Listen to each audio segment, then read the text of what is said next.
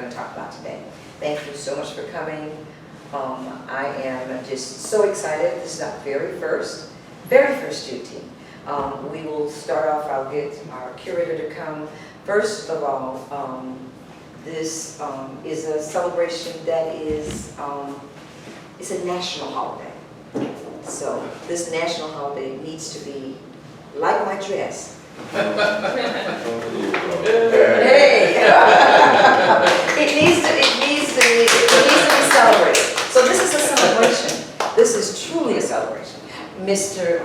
Thomas is here, and we're ready to begin. Good morning, everyone. Thank you for coming out. My name is Andy Thomas. I'm the curator of the Cayce Museum. And just a little brief word about the museum. If you haven't been to see us, great spot to come learn about the history of Cayce. And we're very affordable. $3 adults, $2 seniors, $1 for children and under. Infants are free. And we're open Tuesday through Friday from 9 to 4, and we're also open on Saturdays, usually from 10 to 2. Not today because we've got a special program going on. But we've got some other events that will be taking place during the summer, and so we're really happy to have you here today. And I'm going to turn it over to Ms. Sultan. She's going to be the master of the ceremonies today and introduce some folks and thank some folks and whatnot. So, Ms. Sultan. Good morning, everyone. My name is Pamela Sultan, and I am on the Museum Commission for the City of Cayce. I'd like to recognize our commissioners that are here with me, because all of us have things that we love to do, but to be a commissioner is not just to be on the board, but to be active. So our chairman, which is Mr. James Stewart. Mr. Stewart, would you come in front of the camera? So he is our commissioner, and he's also an archaeologist. Next. Keith Stevens. Mr. Stevens, would you please come up? Sure. He is also one of the commissioners of this board. So the board is very diverse, and it has a whole lot that we present, and your expertise. And I'm an archaeologist too. He's also an archaeologist, and we have another member of the Cayce, the African American Commission, and I'm also a part of that. And it's Miss Yvonne Smith. Would you please come forward? We are taping this. We are taping this. This is called oral history. This is how you do history. Yes, Miss Yvonne Smith, and she is the chairperson of the African American Committee. We have the Legends. We do the Legends program in February and on the Facebook. Thank you so very much. It is now time for what we came for. I'd like to first talk a little bit about what is Juneteenth. While everyone should be able to enjoy the freedom associated with the holiday, on June 19th, 1865, months after the Civil War ended, the Union General Gordon Greiner and thousands of troops first arrived in Texas. They shared and enforced the news that the African American people in Texas had been emancipated, which means they had been freed from being forced to work for no pay. That happened 2.5 years after slavery had been legal. You will notice all over I have books. This is the Emancipation book. All these books you're able to get them in the library. So to know where to see the Emancipation, which is the 13th Amendment, and then also to look and see the different reasons why. I love to teach, and so teaching this makes a world of a difference. So just imagine 2.5 years later, going to Galveston, Texas, and telling the slaves there that they were free. They'd been free all of that time. Slavery was a cruel system, justified by racism, behaviors, using African Americans as cheap labor source to build what would later become the United States. So the basis of the United States, from the ground up, was slaves were the ones who actually did that. They actually did the hands-on work. They actually brought the skills. And you'll see that skill with the sweetgrass baskets. So, let's do some numbers. Although in 1619, it was noted as the start of slavery in what then was the British colonies. Slavery had existed ever since 1529. This book is the book that I'll talk about a little bit more. It gives you the foods. There are foods that are associated with this particular holiday. So I tried to really get things that were associated with the holiday. It was 400,000 Africans, primarily from West Africa. They were captured, kidnapped, and survived the trip across the seas.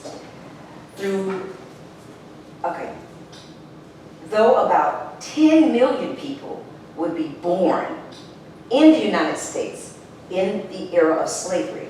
In 1861, the issue of slavery officially divided our America. It launched the Civil War. Americans split into the Union, where slavery was mostly banned, and the Confederacy, where it was supported. During the war, President Abraham Lincoln issued the Emancipation Proclamation, and that is in this particular book. I have the books for children and adults. The Emancipation, an order that he wrote would free slave people living in the Confederacy. The Emancipation Proclamation took effect in January 1st of 1863. But it was difficult to enforce this order, especially in Texas, which was far from the Union troops. But on January 31st, 1865, the 13th Amendment was passed to outlaw slavery in all states. In the faraway Texas, this amendment wasn't enforced for another 5 months until the general came and brought his troops to Galveston, Texas on June 19th. That day became now as Jubilee Day, and over time became known as Juneteenth. June and Teenth. Over its 160 plus years of history, this Texas Emancipation or Freedom Celebration ripped through Texas as the story of the Juneteenth spread. Other black communities learned about and adopted it as Juneteenth. I have a facts sheet that you will receive. That fact sheet states the following. It says Juneteenth. Who enslaved African Americans? When? June 19, 1865. Where? Galveston Bay, Texas. What? Although the 13th Amendment freed enslaved people, those residing in the Confederate States were not immediately freed. Almost 2,000 Union troops arrived in Galveston Bay, Texas, and claimed and declared that approximately 250,000 enslaved people were free just in Galveston. And this became the celebration of Juneteenth. This particular piece came from the National Museum of African American History and Culture. So that piece is in that museum, and they're talking about the Juneteenth. Opal Lee is the grandmother that in 2020, we won't guess, she brought it to the attention of our leaders to have this particular holiday as a holiday. And she was a grandmother who felt that we need to celebrate this. And so with that, in 2023, it became a national holiday. A take home. This will be go home with you. This is a bookmark. I brought a lot of books, so I want you to mark it and be able to do that. You're going to take home the fact sheet, and then you're going to look at and also maybe hands-on with the sweetgrass baskets. What we need to do now, we need to listen to a state and national storyteller. Jeanette Samuels, born in Prosperity, South Carolina, resides in West Columbia. She holds a Bachelor's of Art and a Master's of Education from the University of South Carolina. Serving over 40 years teaching in Richland and Lexington counties, she has community outreach projects and things that she has done that includes, she serves on the present Lexington County First Steps Board, founding member of the Board of Directors for the Brooklyn Academy Early Childhood Center. She is a renowned South Carolina storyteller network, and she's also a part of the National Association of Black Storytellers. She is featured all around the state, but she is featured here in our city at the Columbia Museum of Art. She is featured there as one of the storytellers, and she does it on a regular basis and has for a very long time. And basically what she's doing is at the museum, they have it during Black History, and they also have other affairs that they invite her to. So she's going to now present to us what storytelling is all about. Storytelling for African Americans is passing on history through the oral, doing it with the oral history. Miss Jeanette Samuels.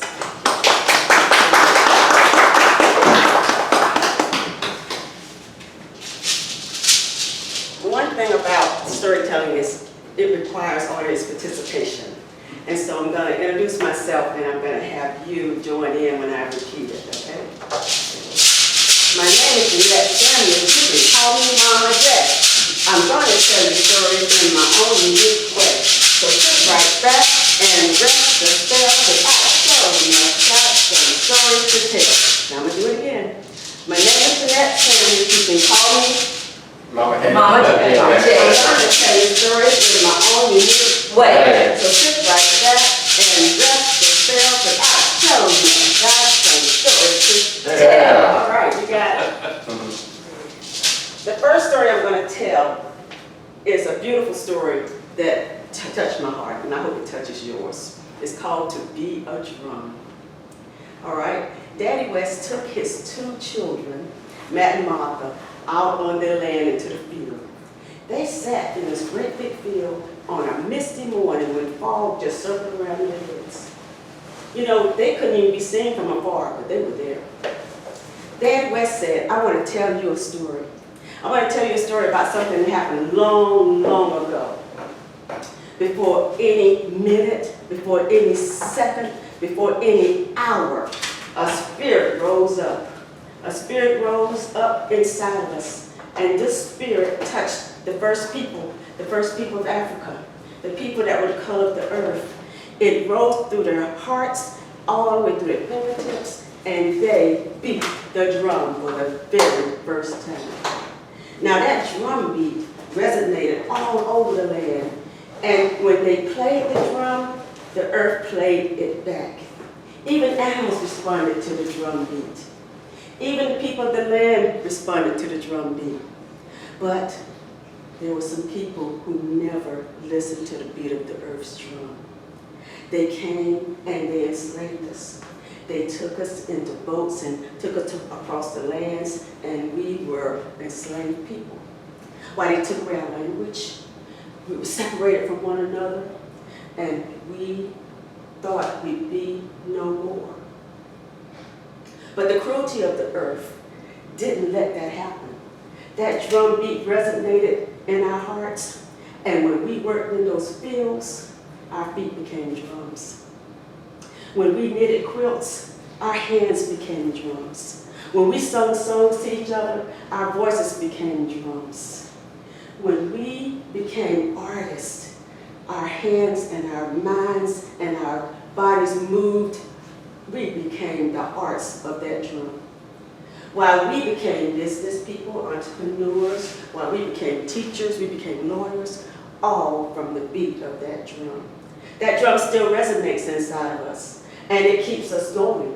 Why it kept us going as we fought in wars. Our courage became drums. We became the people who embodied the civil rights movement. And we knew that our communities would become drums. And we're still beating that drum today. And I want you to be that drum. Thank you. All right. And that was To Be a Drum by Evelyn Coleman. Now, we did not only brought ourselves, our bodies into the culture, we became storytellers, we became people who worked and were inventors. There are a lot of things we did, but we also brought stories from our country. And Anansi tales were some of the stories that came to teach the children about moral values, not to be really lazy, not to be really greedy. So I love telling a story called Anansi's Good Day. Now, Anansi woke up one morning, and he told his wife, "So I am going to have a good day today." She said, "Really?" "Yes, today is going to be my good day." Well, if that's the case, I'm going to make you a wonderful breakfast. So she made all the things he loved. Why, he loved the red beans and rice. Why, he loved oxtails. Why, he loved all the things that you wouldn't imagine was a delicacy for him. But he ate, and he ate, and he ate. He also ate our traditional breakfast, bacon and eggs and sausage and pancakes. But his wife knew since this was his good day, she was going to make sure he had everything his heart desired. And he ate, and he ate, and he ate. While he was eating, she was preparing a 7-layer chocolate cake that she was going to have him take to grandmother's fire. Now, she knew that this was his good day, and she was going to get the most of it, make the most of that day. So she said, "I prepared a 7-layer cake. I want you to take it to Granny's fire, and I want you to help her in her garden, because she's been wanting someone to help her plant her garden, and I want you to do that." He ate the last bit of breakfast. Delicious. And so he dressed, he put on his pants, he put on his shirt, he put on his suspenders, and he put on his top hat. And he said, "I'm ready to go." So she said, "Well, here's the cake." She had it all prepared, and it was a nice satchel. He put it over his shoulder, and he headed on up the hill and down the hill, up the hill and down the hill, up the hill and down the hill. And he said, "Whew, I'm tired. It is hot out here." Whew. But you know, he had a conscience, and I need you to help be that conscience. I want you to say, "Anansi, Anansi, this is your good day. Don't you do it. Don't you do it, Anansi. Can y'all do that for me?" So he looked at that cake. He said, "I know it's my good day, but I really want to taste it. I really want some of this cake." So he opened it up, and then he heard his conscience. Anansi, don't you do it. Yes. He said, "All right, I won't do it." So he put it back over his shoulder. And he went up the hill, down the hill, up the hill, down the hill. And there he was at Granny's. And he knocked on the door and said, "Here, I have something for you." She looked at that cake, and she looked at Anansi. She couldn't believe it. He didn't take not one single bite. She was shocked. She said, "Anansi, this really is your good day." "Whoa, I can't believe it." And she said, "Well, I'm going to go put this cake in the kitchen, and I'll give you some seeds. I want you to go and plant them over there, and I'm going to go plant over here." He said, "All right." So he went over to start planting. And because he really didn't like the word very much, he made him a song about it. He said, First dig a hole, then plant a seed. I am a good little spider indeed. First dig a hole, then plant a seed. I am a good little spider indeed. First dig a hole, then plant a seed. I am a good little spider indeed. And this went on most of the day. Now, whew, it got hot. Anansi was tired. Anansi looked over. Granny had already planted her spot and was in the kitchen cooking. Now, when Granny cooked, people came from miles around because she could cook.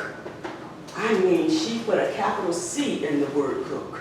She made her famous beans that people would come from miles around just to get a taste.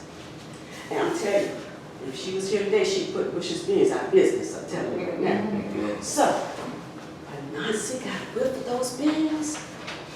Ooh, he couldn't believe it. He looked over and Granny was out hanging out laundry. And he said, I'll just go sneak in there and have me a little taste. And I think I'll let her know if she's got it right. I'm going to be her official taster. Yes.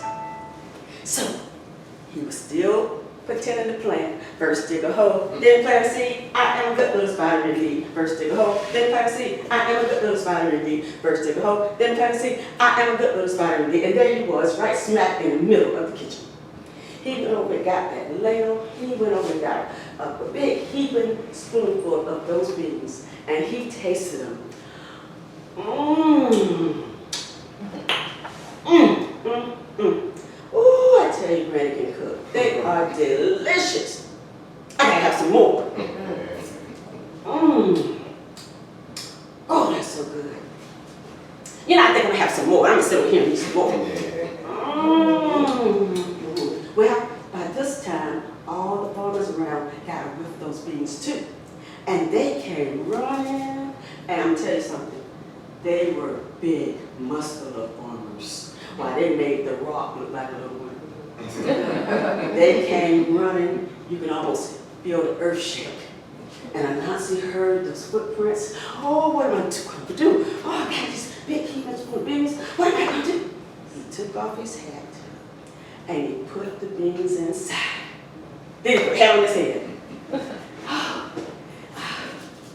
And so he didn't think about how hot they were. Those beans started burning the top of his head. They burned every single hair off his head. And they walked in and they looked at him and said, Nancy, what you doing? Oh, I'm doing a hat shaking dance. I'm doing a hat shaking dance. Ooh, I'm doing a hat shaking dance. And then all of those beans came streaming down his face. And they said, Nancy, we thought this was your good day. But Nancy was so ashamed. Why, he walked out that door and he said, tall, tall grass, open up. And it did. And he went inside and it closed. And to this very day, you can find spiders in the tall, tall grass. I found a needle and the needle bent, and that's the way the story went.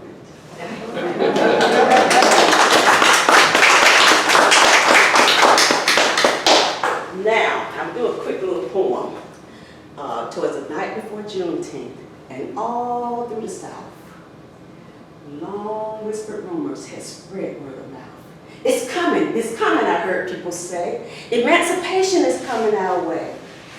I didn't know what freedom meant. What would it look like?